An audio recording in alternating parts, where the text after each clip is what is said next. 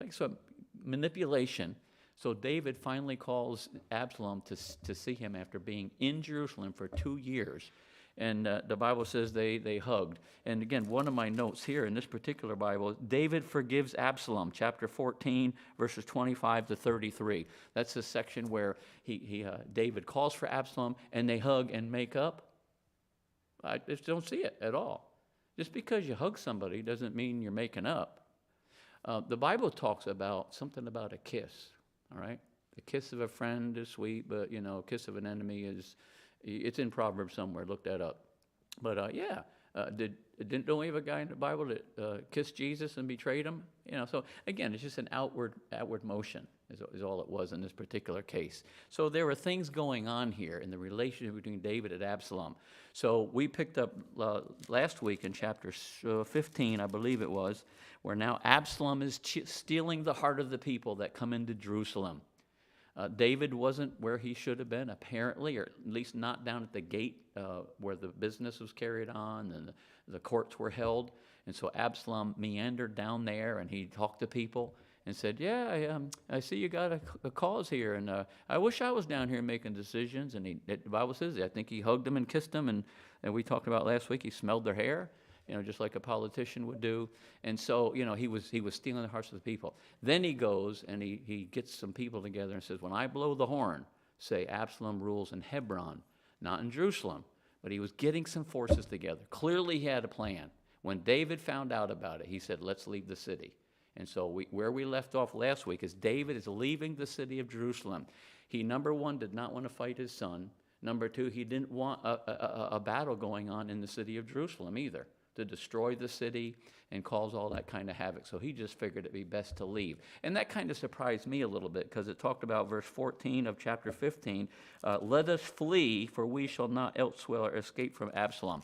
So this was not a mode of operation for David. He was not a fleer. And he's the guy he was the warrior.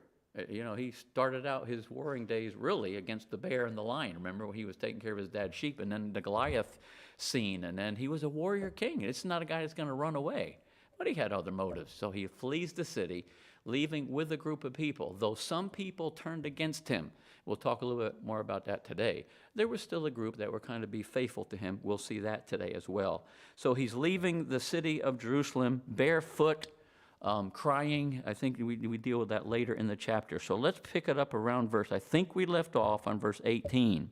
And all his servants passed on beside him, and all the Cherethites, and all the Pelethites, and all the Gittites, 600 men which came after him from Gath, passed on before him. So the Cherethites, again, just based upon some research, these were the guys that were assigned by David to execute the enemy. The Pelethites were, again, just giving you what I read, these were the runners. So I take these guys as the ones that would run messages back and forth between the war front and the king and different things of that nature. And so you had these guys here, and people from the Gittites were from the city of Gath, as this verse says. So there was about 600 at this point in time that it talks about here. They passed on before the king. Then said the king to Ittai the Gittite, and this is very, well, let me read a couple verses, then I'll get wound up a little bit. Wherefore goest thou also with us? Why are you going? And listen to his reasoning here. This is David talking to this guy, Ittai. Return to thy place, that means go back to Gath, and abide with the king. The king of Gath was Achish, so we haven't read about that in this chapter yet. Just go back home, be with your king, for thou art a stranger and also an exile, whereas thou camest but yesterday. Should I this day make thee go up and down with us, seeing I go whither I may, return thou and take back thy brethren, mercy and truth be with you. It was just, what was interesting to me is here's David at probably one of the lowest points in his life. And he's thinking about the well-being of that guy that, again, he was a foreigner. This guy was from Gath. It wasn't a long distance away. I would say, without looking at my map right now, I'd say maybe 30 miles. Jerusalem, somebody know where Jerusalem is? It's right here. In case you forgot, Jerusalem's right here. And then you go east towards the Mediterranean Sea. I think about 30 miles, and the city of Gath was there, something like that. So he was a foreign guy, and he says, now when he said yesterday, I don't take that as being literal. I mean, you can, beat me up for that if you want. He's saying, you just came on the scene here recently. Why should I drag you into all this? Just go back to your king. Take your guys with you. And I find it very interesting that he was thinking about the well-being of somebody else. And we're going to find out later that this Ittai guy ends up being very beneficial to him. And I don't know if David, I'm guessing at this point, he really did not know the strengths of this guy initially, because he's saying, go back home. Now, let me give you a little insight here in chapter 18, verse number 2. In chapter 18, verse 2, a little bit later, and David sent forth a third part of the people under the hand of Joab, that was his captain of the host, and a third part under the hand of Abishai, the son of Zeruiah, Joab's brother, and a third part under the hand of Ittai the Gittite. So later on, as David, I think he's forced to have to take some military action. He gets the military together. He divides the men up into 3 different groups, and one of the leaders is this guy Ittai. So again, I see the sovereignty of God in this, so I understand that. But my basic point here is David's consideration of somebody else while he's going through a very difficult time in his life. And I commend him for that. Some of you know, when we talk about, Christ on the cross and when he said, Father, forgive them for they know not what they do. Now, I know my tendency, and maybe it's yours too, well, he's the Son of God. Of course he's going to be like that. Well, we always talk about him being fully God, but also fully man. And we want to focus on one part, we will. So I focus on the part, Jesus was fully man at that point, but he was hanging on the cross. Lowest part is like disciples forsook him, being crucified, the physical pain, the emotional pain. Father, why have you forsaken me? And in the midst of all that, he was thinking of other people. Now, here's my point. Please don't get mad. And so I take it as a challenge in my own life, and also want to encourage you too. Are you going through a tough time? Have you? You will. Sorry to point it out to you. There's going to be times in our lives where we're going through a tough time. But I would encourage us not to stay or to get into that self-centered mode. It's just easy to do. Again, I think I've been through pretty easy stuff. Okay, I've had a few surgeries. My wife has. They're kind of be minor things. I was going to tell you about my soul winning episode. I won't do that right now, but I got bit by a dog today. I'll try to get out early, tell you that story. Joe and I got chased off a property one time. We were out witnessing. The guy hollered from his door, what are you guys doing here? I think the neighbor called and they were related. What are you doing here? Get out of my property. And that's when I said, you want to pick on Joe? Come on, Joe. He's bigger than I am. But, that's the extent of my suffering. So again, not bragging about it. It's just so kind of terrible. But of course, I forgot where I was on this point. But I haven't had a real low time like some have in life, and ongoingly so. But the tendency is, when I'm going through a hard time, I turn inward. Guess who I think about when I'm having a hard time? Go ahead, you can point to the person. Who do I think about when I'm going through a tough time? You. I think about Greg. That puts me into a tough time when I start thinking about Greg. So, and I think we all have that tendency. I'm going through it, so I think about me. And I've confessed before, when I get real sick, and I just say it because it's true, and I think most of you know, generally I love people, and I love you and all that stuff, but I don't care about you when I'm real sick. And I know I'm getting better when I start caring about people again. But sometimes, do you know what I'm saying? I'm afraid you give me that look like, wow, you're our pastor? Yeah, I'm 6'6", 6'7" pastor. That's who I am. But anyway, so but I really see that as a very big point, and encouraging us, though we may be going through something difficult. Somebody else might have a need too. And when we call them up or we communicate them to some way and we're ministering to them, how many also know that it can minister to your own heart while you're ministering somebody else's? And one of the worst things to do is to turn inward and become just stuck on yourself. So that is a legitimate point, and I don't want to make it just psychological or that kind of thing. It seems to be a neat quality that we should be developing in our life. So that was a really, again, if you call it a devotional point, I don't know. David, going through a hard time, says to this guy, why should you be dragged around with us? You're new on the block. Go home and, set up house there where you belong. So verse number 23, and all the country wept aloud with a loud voice, and all the people passed over. The king also himself passed over the brook Kidron, and all the people passed over toward the way of the wilderness. The Kidron Valley was to the east. The brook Kidron was going north and south. David is leaving Jerusalem, going across the Kidron Valley, so he's going eastward, crossing the Kidron, what did it just say, river here that was running north and south. So as far as that's just a detail, heading for the wilderness. And lo, Zadok also, and all the Levites are with him, bearing the ark of the covenant of God. Remember, it did not have a set location because Solomon's temple was not built yet. Why? Solomon wasn't born yet. Well, no, he might have been. Yeah, Solomon would have been born. Saul, then David, and then Solomon. Yeah, he would have been born. But certainly the temple wasn't built yet. So these guys had an idea. They said, let's bring the Ark of the Covenant. And they set down the Ark of God, and Abiathar went up until all the people had done passing out of the city. So, we have an illustration in Judges where they were putting their trust in it, and they brought it to the battle. Some of you know that early in the book of Judges.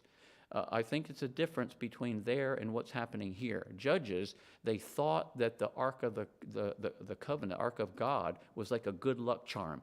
If we get the Ark of the Covenant to the battle, we're going to win. So it's like God is a good luck charm. And if you remember, in that case, God allowed the Philistines to take it. And there's a whole other story behind that. So, but I don't see that's quite the thing here. It seems like they're bringing along, in case they get killed, knocked out of the city for good, that they have the ark with them. That's what it seems to be. But another very interesting spiritual point here. So verse number 25, and the king said to Zadok, carry back the ark of God into the city. If I shall find favor in the eyes of the Lord, he will bring me again and show me both it and his habitation. And again, I think that meant Jerusalem.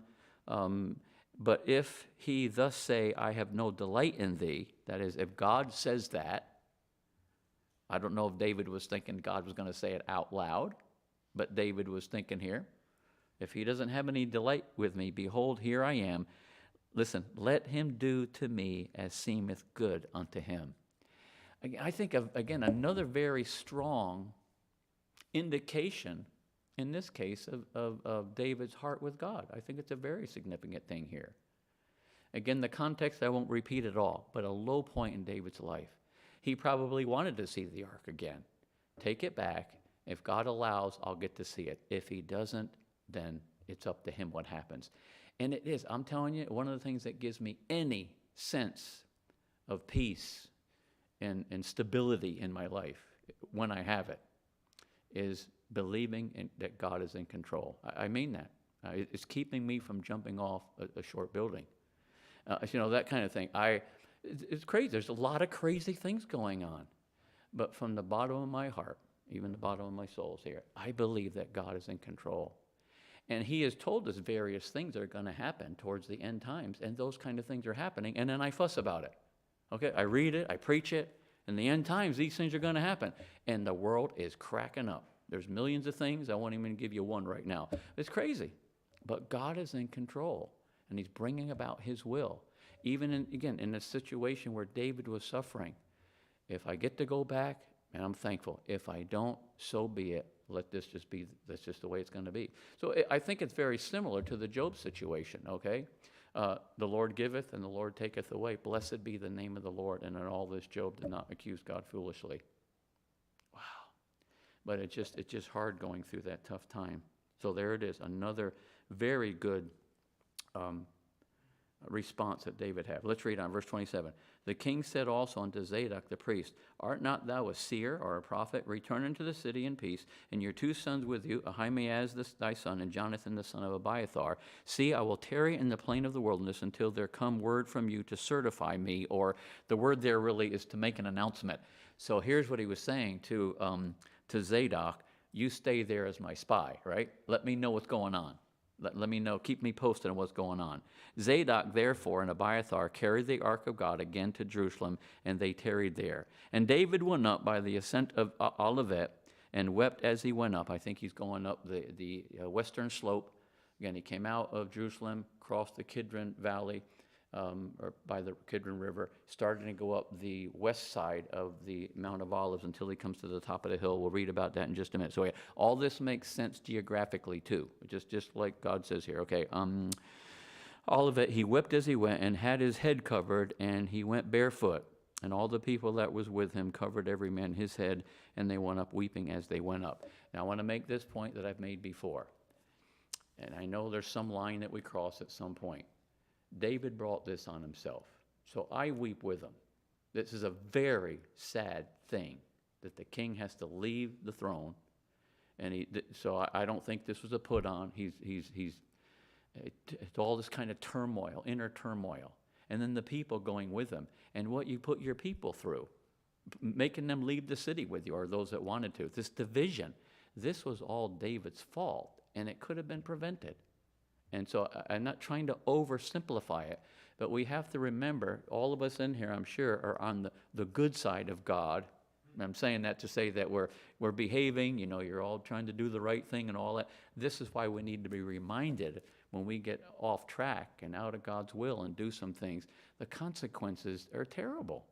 And it's not just me, it's my family. And for me personally, it's the church family. It's just so many different aspects. So seeing David, in my mind, leaving the city, weeping, barefoot, all that, and all these people going with him, it could have been prevented. All right, so we keep that in mind.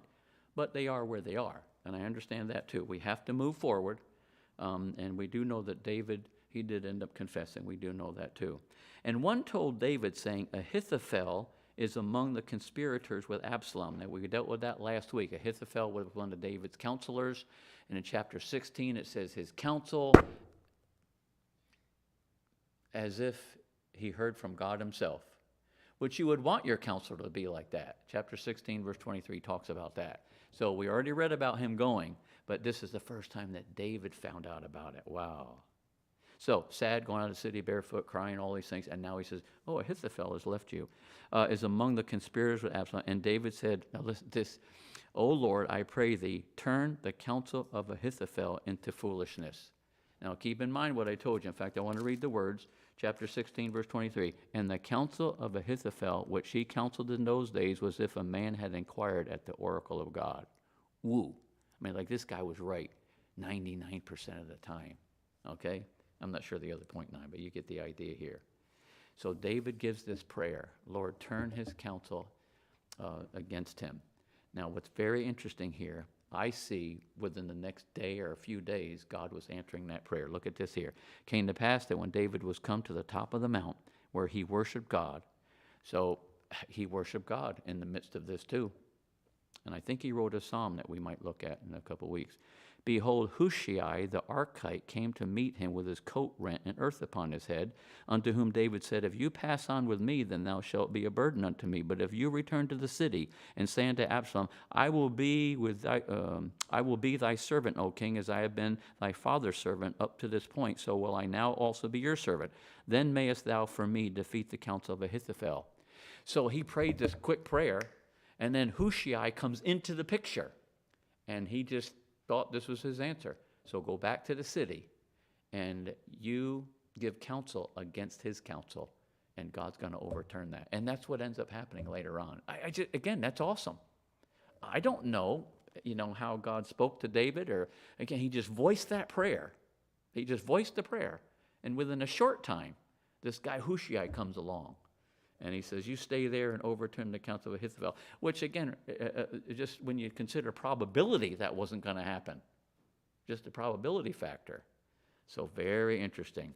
And hast thou not there with thee Zadok and Abiathar the priest? Therefore it shall be that what things soever thou shalt hear out of the king's house, thou shalt tell it to Zadok and Abiathar the priest. Behold, they have there with them their two sons, Ahimaaz, Zadok's son, Jonathan, Abiathar's son. And by them you shall send unto me everything that you can hear. So Hushai, David's friend, came into the city, and Absalom came into Jerusalem.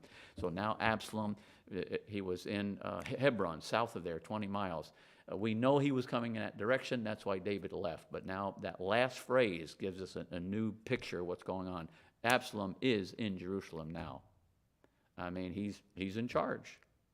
But, things are going to happen as you'll see. But Zadok's there, and Abiathar, their sons. These are the runners with the information to David.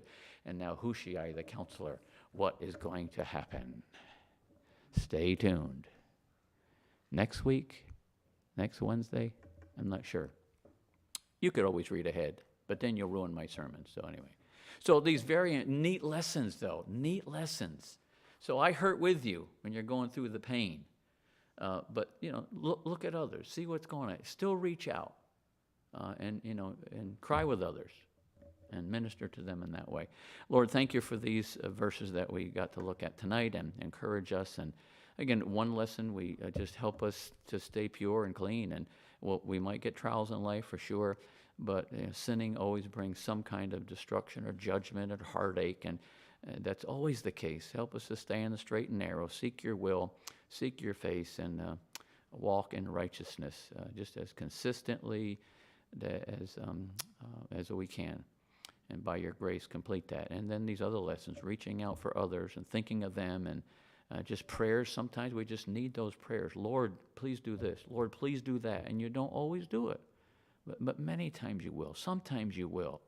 So may we continue to cry out to you in faith with the different situations we're going and facing right in our own lives. So, Lord, just help us to learn those lessons.